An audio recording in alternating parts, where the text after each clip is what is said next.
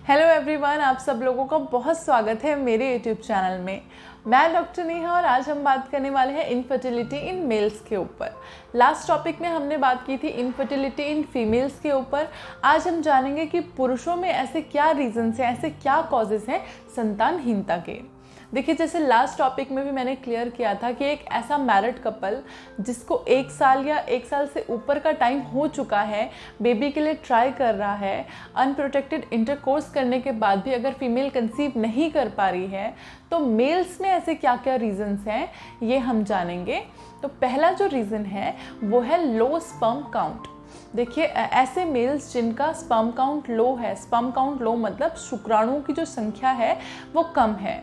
पर ml यानी प्रत्येक मिलीलीटर आपको कम से कम 20 मिलियन स्पर्म्स चाहिए होते हैं जो फीमेल की एग को फर्टिलाइज कर सके। अगर आपका स्पर्म काउंट 20 मिलियन से कम है तो जो एग है वो फर्टिलाइज नहीं हो पाएगा और फीमेल कंसीव नहीं कर पाएगी। 90% केसेस में देखा जाता है कि लो स्पर्म काउंट एक मेन कॉज होता है इनफर्टिलिटी कॉज करने के लिए।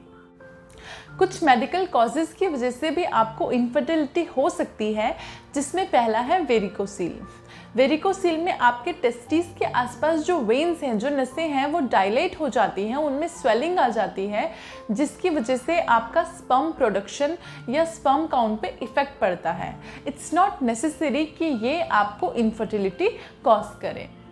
सेकंड है कोई इन्फेक्शन, जैसे HIV, गोनोरिया या अगर कोई सेक्सुअल ट्रांसमिटेड डिजीज़ है तो ये टेस्टिकुलर डैमेज कर देता है और इसकी वजह से आपको इनफर्टिलिटी हो सकती है। नेक्स्ट है इजैकुलेशन इशू।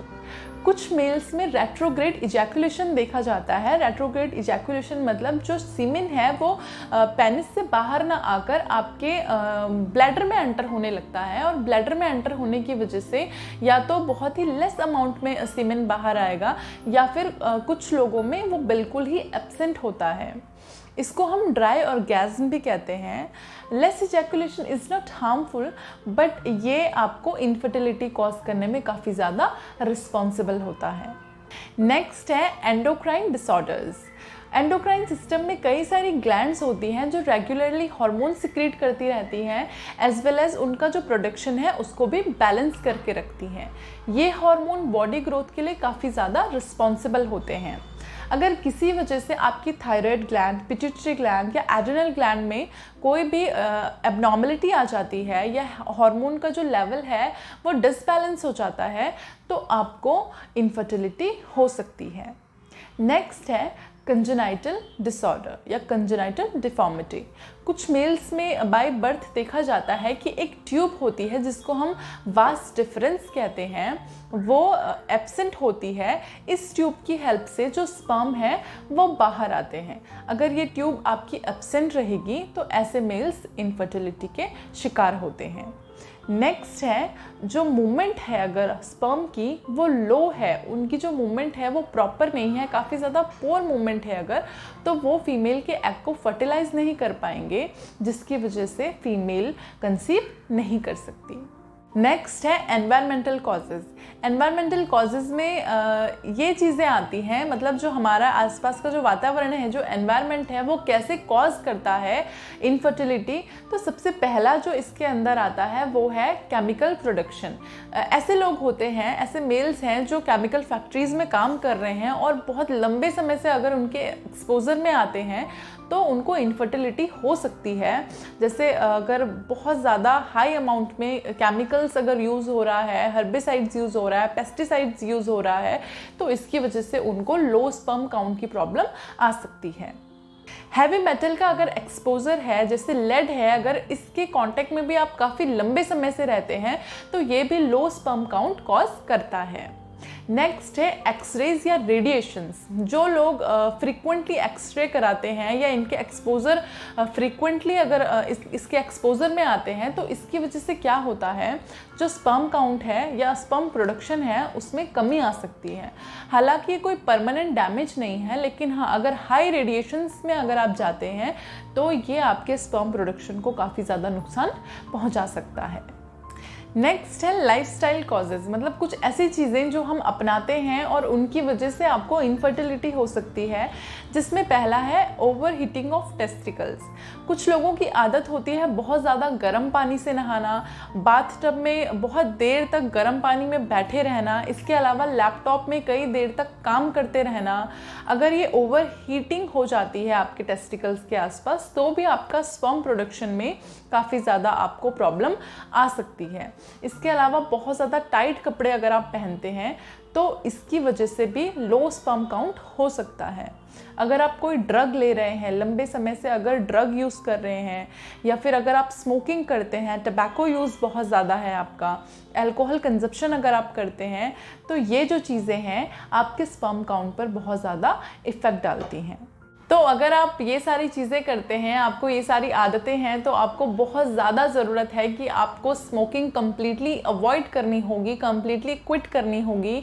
और जो अल्कोहल का अमाउंट है उसको भी आपको लिमिटेड अमाउंट में आपको अल्कोहल लेना होगा। इसके अलावा अगर आप ओवरवेट हैं तो आपको बहुत ज़्यादा ज़रूरत है अपनी ओबेसिटी को कम करने की, क्योंकि ओवरवेट जो पर्सन होते हैं वो हाई रिस्क पे होते हैं इनफर्टिलिटी के।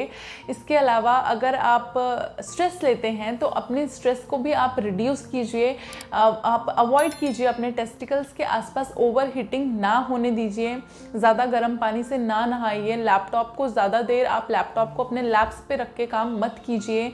इसके अलावा जो क्लोथिंग है वो भी आप टाइट क्लोथिंग ना कीजिए, ना पहनिए।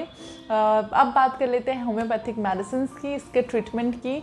तो उससे पहले ये जानना बहुत ज़रूरी है कि होम्योपैथिक जो मेडिसिन्स हैं वो आपके कॉन्स्टिट्यूशन के ऊपर बेस्ड होती हैं। आपको एक्चुअल में क्या प्रॉब्लम है, पहले वो डिज़ीज़ जानना बहुत ज़रूरी है जिसकी वजह से आपको प्रॉब्लम हो रही है। होम्योपैथी में होम मेडिकेशंस बिल्कुल ना कीजिए। यहाँ पे बताई जाने वाली जो मेडिसिन्स हैं ये कुछ जनरल मेडिसिन्स हैं, बिना होम्योपैथिक डॉक्टर की सलाह के कोई भी मेडिसिन्स ना लीजिए। मेल्स में इनफर्टिलिटी के लिए दी जाने वाली पहली जो होम्योपैथिक मेडिसिन है वो है एक्सरे। एक्सरे हम ऐसे केसेस में देते हैं जिन मेल्स में लो स्पर्म काउंट है, मतलब शुक्राणुओं की जो संख्या है उसमें कमी है। एक्सरे देने के बाद स्पर्म काउंट इंक्रीज होता है, एज वेल एज इसकी क्वालिटी एंड क्वांटिटी में भी बहुत अच्छा इफेक्ट पड़ता है। नेक्स्ट मेडिसिन है कोनियम मैक। कोनियम मैक हम ऐसे केसेस में देते हैं जिन मेल को ऑर्काइटिस का प्रॉब्लम है। ऑर्काइटिस में क्या होता है, जो टेस्टिकल्स होते हैं उनमें स्वेलिंग आ जाती है, बहुत ज़्यादा हार्ड होता है एंड पेनफुल होता है। कोनियम मैक देने के बाद आप ऑर्काइटिस से क्योर करते हैं, एज वेल एज जो सेक्सुअल डिज़ायर अगर कम है तो कोनियम मैक ये बहुत अच्छा रिजल्ट देती है। नेक्स्ट मेडिसिन है सेबल सेरुलेटा। सेबल सेरुलेटा हम ऐसे केसेस में देते हैं जहाँ पे मेल्स में टेस्टिस की एट्रोफी हो चुकी है, मतलब टेस्टिस का जो साइज़ है वो छोटा हो गया है। एज वेल एज जिन मेल्स में प्रोस्टेट इनलार्जमेंट की वजह से अगर इनफर्टिलिटी कॉज हुई है तो ऐसे केस में सेबल सेरुलेटा बहुत अच्छा रिजल्ट देती है। नेक्स्ट मेडिसिन है एग्नस कैस्टस। ये मेडिसिन हम ऐसे केसेस में देते हैं जहाँ पे मेल्स में सेक्सुअल डिज़ायर बिल्कुल नहीं है, एब्सेंट होती है, एज वेल एज जो जेनिटल हैं वो भी रिलैक्स्ड होते हैं। नेक्स्ट मेडिसिन है कैलेडियम। कैलेडियम हम ऐसे केसेस में देते हैं जहाँ पे मेल्स में इम्पोटेंसी डेवलप हो चुकी है, किसी लंबे स्ट्रेस की वजह से या किसी डिप्रेशन की वजह से मेल्स में इम्पोटेंसी है। एज वेल एज अगर पेशेंट पे सेक्सुअल डिज़ायर तो प्रेजेंट होती है लेकिन जो पार्ट है वो रिलैक्स्ड होता है और जो इरेक्शन है उसमें भी मेल्स को प्रॉब्लम आती है। कैलेडियम देने के बाद ये सारी प्रॉब्लम डिज़ोल्व हो जाती हैं और पेशेंट कम्प्लीटली क्योर होते हैं। लास्ट मेडिसिन है एनाकार्डियम। एनाकार्डियम हम ऐसे पेशेंट्स में देते हैं जिनमें लिबिडो यानी सेक्सुअल डिज़ायर जो है वो कम्प्लीटली एब्सेंट होती है। एनाकार्डियम देने के बाद पेशेंट में सेक्सुअल डिज़ायर इंक्रीज होती है, एज वेल एज अगर उनको कोई एंग्जाइटी है तो उसको भी ये कम्प्लीटली क्योर करती है। ऐसे पेशेंट, ऐसे मेल्स जिनमें वाइल स्लीपिंग डिस्चार्ज का प्रॉब्लम है, ये उसको भी कम्प्लीटली क्योर करती है और आपके फर्टिलिटी रेट को बढ़ाती है। आई होप इनफर्टिलिटी के ऊपर ये जो वीडियो है आपके लिए हेल्पफुल रही हो। वीडियो अगर अच्छी लगी तो वीडियो को लाइक कीजिए, चैनल को सब्सक्राइब कीजिए और वीडियो को ज़्यादा से ज़्यादा शेयर कीजिए। इससे जुड़ी या किसी और बीमारी के बारे में अगर आप कंसल्ट करना चाहते हैं तो आप स्क्रीन पर दिए गए नंबर पर कॉल या व्हाट्सएप कर सकते हैं। Thank you.